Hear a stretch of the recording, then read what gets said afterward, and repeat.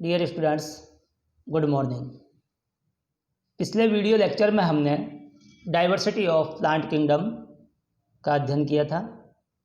आज के इस वीडियो लेक्चर में हम इसी टॉपिक को आगे कंटिन्यू करेंगे।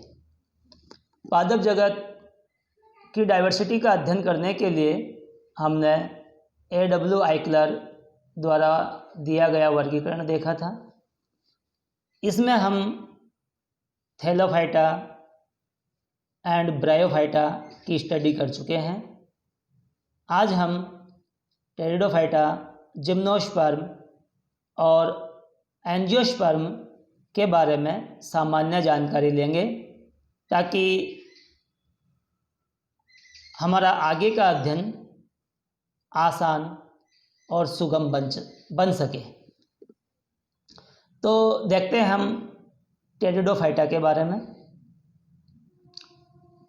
टेरिडोफाइट्स जो पादप है उनमें vascular tissue, xylem and phloem पाया जाता है और पुष्पों का निर्माण नहीं होता है। इस कारण इन्हें वैस्कुलर क्रिप्टोगैम्स, संवहनी क्रिप्टोगैम्स के नाम से जाना जाता है। जंतु जगत में आपने पढ़ा होगा कि एम्फीबियंस के बाद में रेप्टाइल्स का उद्विकास हुआ है। हमारे पादप जगत में ब्रायोफाइट्स के बाद में टेरिडोफाइट्स का विकास हुआ। चूँकि ब्रायोफाइट्स को पादप जगत के उभयचर के नाम से जाना जाता है, इस कारण से जो टेरिडोफाइट्स जिनका विकास ब्रायोफाइट्स से हुआ है उन्हें पादप जगत के स्नैक्स या रेप्टाइल्स के नाम से जाना जाता है। इनके पादप शरीर की बात करें तो इनका पादप शरीर स्पोरोफिटिक होता है, बीजाणुद्भिदी होता है। पादप शरीर की प्रत्येक कोशिका द्विगुणित होती है। यह बीजाणुद्भिदी पादप शरीर जड़, तने और पत्ती में विभेदित रहता है। यानी कि पादप शरीर को देखकर आप स्पष्ट रूप से कह सकते हो कि अमुक भाग पादप का जड़ है, अमुक भाग पादप का तना है और अमुक भाग पादप की पत्ती है। अब टेरिडोफाइट्स में सेक्स ऑर्गन्स की बात करें तो इनके जननांग ब्रायोफाइट्स के समान ही मल्टीसेलुलर होते हैं और जननांगों के चारों तरफ एक सुरक्षात्मक आवरण जैकेट पाया जाता है। लैंगिक जनन के बाद में एम्ब्रियो का निर्माण होता है, युग्मनज का निर्माण होता है। टेरिडोफाइट्स में जो स्पोरोफिटिक एंड गैमेटोफिटिक जनरेशंस है, बीजाणुद्भिदी और जो युग्मकोद्भिदी पीढ़ियाँ है, वो दोनों एक दूसरे से मॉर्फोलॉजिकली डिस्टिंक्ट होती है, आकारिकी रूप से भिन्न होती है। आप बीजाणुद्भिदी पादप को युग्मकोद्भिदी पादप शरीर से अलग पहचान सकते हो। साथ ही दोनों पीढ़ियाँ एक दूसरे से स्वतंत्र होती है, एक दूसरे पर निर्भर नहीं रहती है, दोनों इंडिपेंडेंट रहती है। जबकि जो ब्रायोफाइट्स था उसमें बीजाणुद्भिदी पादप शरीर युग्मकोद्भिदी पादप शरीर पर जल और खाद्य पदार्थों के लिए निर्भर रहता था। जनन बीजाणुओं के माध्यम से होता है और बीजाणु के आधार पर पादप है वो होमोस्पोरस और हेटेरोस्पोरस, सम बीजाणुक और विषम बीजाणुक दो प्रकार के होते हैं। जिन पादपों में सभी बीजाणु एक ही प्रकार के बनते हैं वो होमोस्पोरस सम बीजाणुक कहलाते हैं और जिन पादपों में दो प्रकार के बीजाणु बनते हैं वो हेटेरोस्पोरस कहलाते हैं। हेटेरोस्पोरस पादपों में जो बड़े आकार के बीजाणु बनते हैं उन्हें मेगास्पोर गुरु बीजाणु के नाम से जानते हैं। ये गुरु बीजाणु जब अंकुरित होते हैं तो अंकुरण के बाद में फीमेल गैमेटोफाइट यानी कि मादा युग्मकोद्भिद का निर्माण करते हैं। जो छोटे आकार के बीजाणु है वो माइक्रोस्पोर, लघु बीजाणु या नर बीजाणु कहलाते हैं और ये जर्मिनेट होकर मेल गैमेटोफाइट नर युग्मकोद्भिद का निर्माण करते हैं।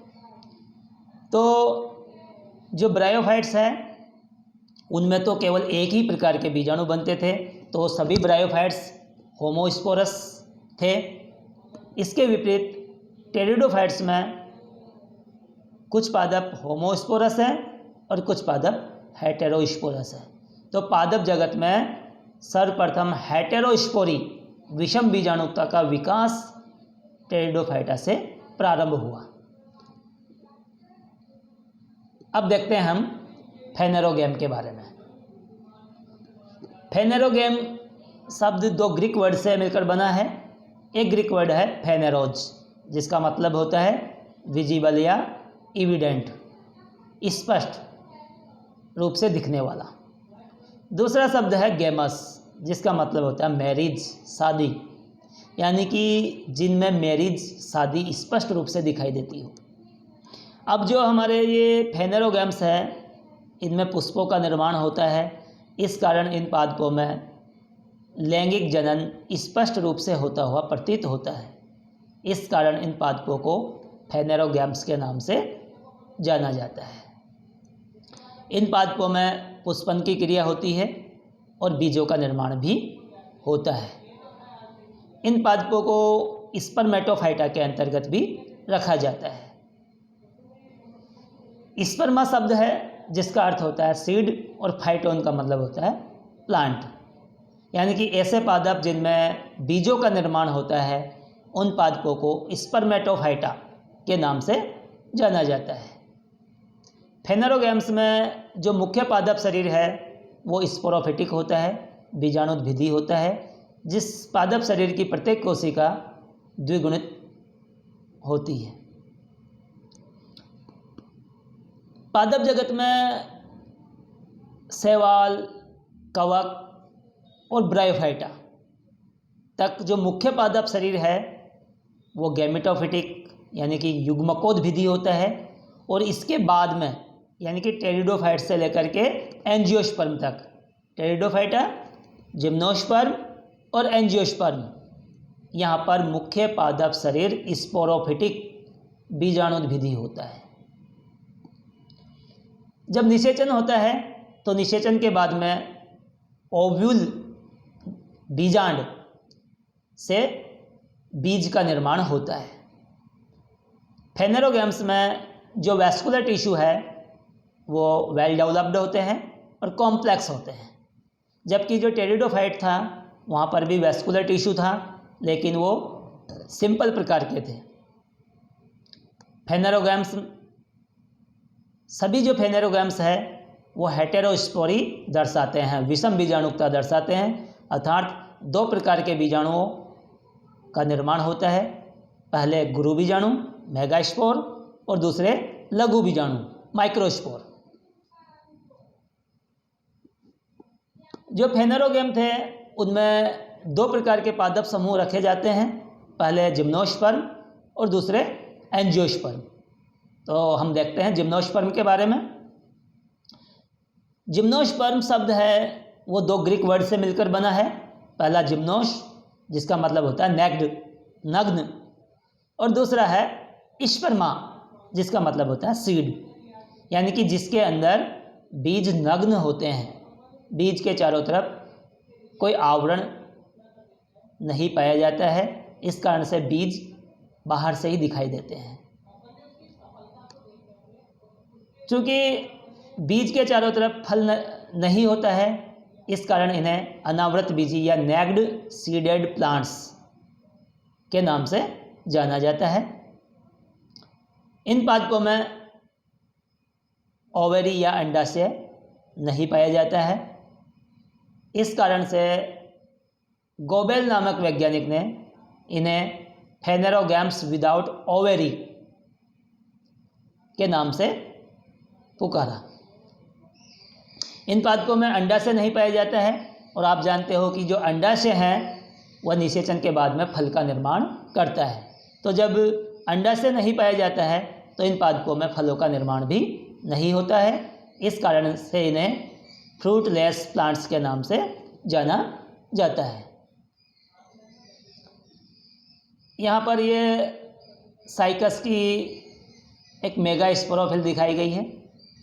इस साइकस की मेगा स्पोरोफिल में ये इसका ओव्यूल या बीजांड है। यहाँ पर ये ओव्यूल या बीजांड निषेचन के बाद में बीज का निर्माण करेंगे।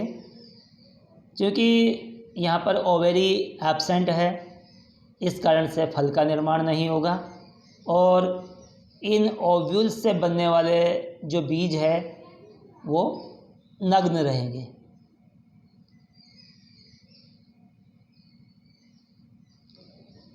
यहाँ पर आपको साइकस रिवोल्यूटा पादप दिखाया गया है। इस पादप के शीर्ष भाग पर ये मेगा स्पोरोफिल्स गुरु बीजाणु पर्णों का एक बंच आपको स्पष्ट रूप से दिखाई दे रहा है।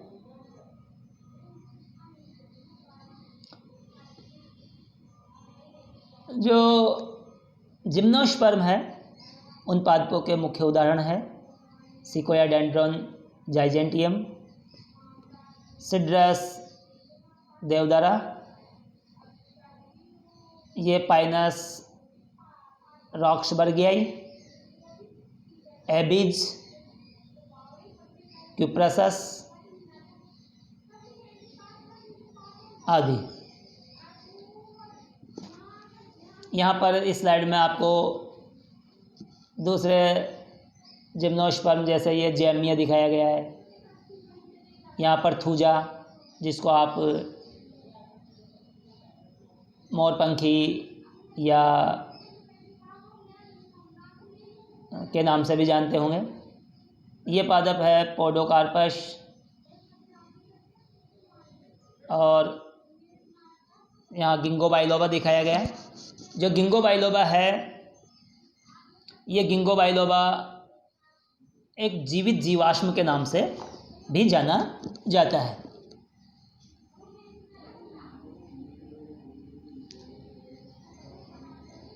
अब हम देखते हैं एंजियोस्पर्म के बारे में। एंजियोस्पर्म में जो फ्लावर है उस फ्लावर का निर्माण होता है और फ्लावर के अंदर अंडाशय का निर्माण होता है। जो अंडाशय है वह निषेचन के बाद में फल का निर्माण करेगा और अंडाशय के अंदर विद्यमान जो ओव्यूल जो बीजांड है, ये बीजांड बीज का निर्माण करेंगे। तो बीज के चारों तरफ फल भित्ति पाई जाएगी और फल भित्ति के पाए जाने के कारण बीज फलों से ढके रहेंगे। इस कारण इन्हें कवर्ड सीडेड प्लांट्स के नाम से जाना जाता है, आवृत बीजी पादपों के नाम से जाना जाता है। एंजियोस्पर्म को दो क्लासों में बांटा गया है, मोनोकोटिलिडनी और डाइकोटिलिडनी, एक बीजपत्री और द्विबीजपत्री। जिन पादपों के बीज में दो बीजपत्र होते हैं वो द्विबीजपत्री कहलाते हैं, जैसे आम, सरसों, चना, मूंग, उड़द आदि। और जिन पादपों के बीज में केवल एक ही बीजपत्र होता है वो मोनोकोटिलिडनी या मोनोकोटिलिडन्स कहलाते हैं, एक बीजपत्री कहलाते हैं, जैसे गेहूँ, जौ, ज्वार, बाजरा आदि पादप। थैंक्स।